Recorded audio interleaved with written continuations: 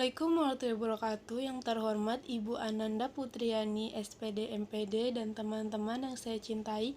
Perkenalkan, nama saya Nur Fitri Amelia, mahasiswa Universitas Esa Unggul, jurusan akuntansi dengan nomor induk mahasiswa 2021 0102 033.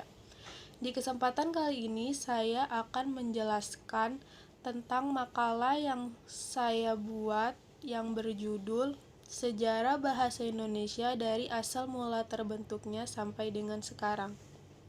Bahasa Indonesia. Apa sih sejarah bahasa Indonesia itu?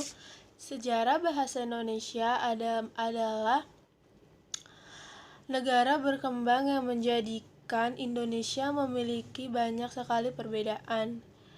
Dan perbedaan-perbedaan ini yang menjadikan Indonesia itu unik. Jadi kita perlu satu bahasa untuk mempersatukan. Ada beberapa poin dalam sejarah bahasa Indonesia. Yang pertama, apa itu bahasa Indonesia? Yang kedua, asal mula bahasa Indonesia. Yang ketiga, kapan ditempatkan bahasa Indonesia sebagai bahasa nasional? Dan yang keempat, upaya kita untuk melestarikan bahasa Indonesia. Dan yang kelima itu ada fungsi bahasa Indonesia sebagai bahasa nasional. Saya akan menjelaskan yang pertama adalah apa itu bahasa Indonesia. Bahasa Indonesia adalah bahasa yang digunakan untuk berkomunikasi dan menjadi bahasa persatuan dari banyaknya bahasa daerah yang ada di Indonesia. Next, asal mula bahasa Indonesia. Bahasa Indonesia diadopsi dari Prolotre, bahasa Melayu, karena bahasa Melayu telah dipakai sebagai lingua franca selama berabad-abad di tanah air. Proses pengesahan bahasa Indonesia sebagai bahasa nasional yaitu pada tanggal 16 Juni 1927 saat sidang Vulkansad atau Rapat Dewan Rakyat. Jahja Datu Kajo pertama kali menggunakan bahasa Indonesia dalam pidatonya. Dan pada tanggal 18 Agustus 1945 juga bahasa Indonesia diresmikan sebagai bahasa negara atau bahasa nasional, dan itu bertepatan dengan ditandatanganinya Undang-Undang Dasar 1945. Apa saja sih fungsi bahasa Indonesia sebagai bahasa nasional? Yang pertama itu adalah lambang kebanggaan nasional, yang kedua lambang identitas nasional, yang ketiga sebagai alat persatuan suku bangsa yang berlatar belakang sosial, budaya, dan bahasa yang berbeda, dan yang keempat alat penghubung antara daerah dan antara budaya. Bahasa dalam kebijakan dan kuasa. Bahasa dalam kebijakan dan kuasa ini ada dua, yaitu kebijakan bahasa dan kuasa. Yang pertama, kebijakan bahasa. Kebijakan bahasa menurut Dalmunte 2016 mengenai banyaknya masalah yang mendorong pentingnya implementasi kebijakan bahasa dalam kehidupan bermasyarakat dan berbangsa. Dan yang kedua itu bahasa dalam kuasa.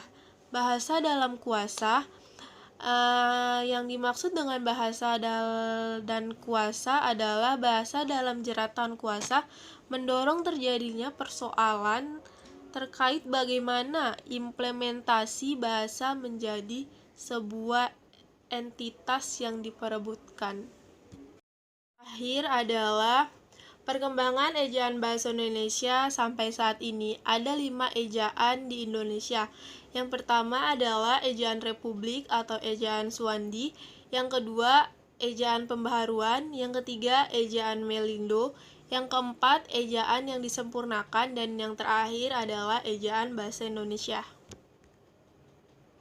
Dan yang pertama-tama yaitu ejaan Republik. Ejaan Republik merupakan ejaan penyederhanaan dari ejaan Fankhausen, dan di mana ejaan ini merupakan suatu usaha perwujudan dari Kongres Bahasa Indonesia di Surakarta, Jawa Timur Contoh dari ejaan Republik ini yaitu seperti di jalan menjadi jalan, dan panjung menjadi payung, dan laju menjadi layu.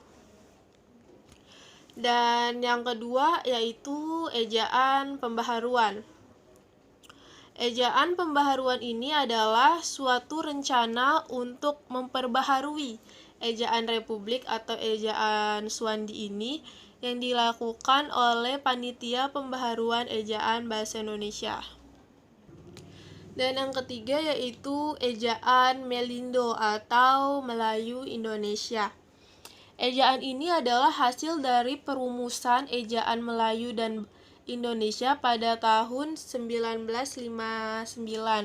Perumusan ejaan Melindo ini dimulai dengan diselenggarakannya Kongres Bahasa Indonesia yang kedua, yang bertepatan di Medan, Sumatera Utara.